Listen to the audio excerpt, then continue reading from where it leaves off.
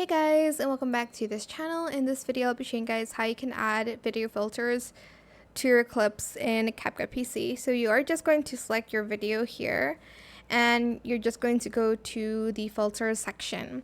There's a bunch of filters that you can choose from. There's featured, pro, live, landscape, etc., etc. Just select the one that you want and add it to your video.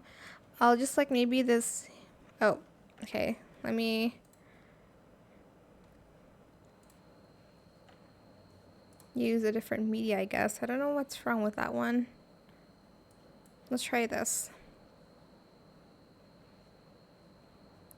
Okay, let's go back to filters and just find the one that you want to use. Let me use this one. Just add it to your video or add it on top like that. You can adjust the intensity of the filter here. You can add more than one filter as well.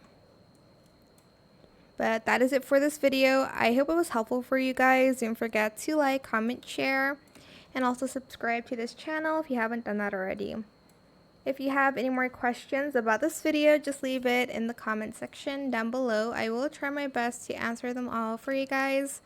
And if you found this video helpful, please click the thanks button as well. That is it. Thank you so much for watching. Bye!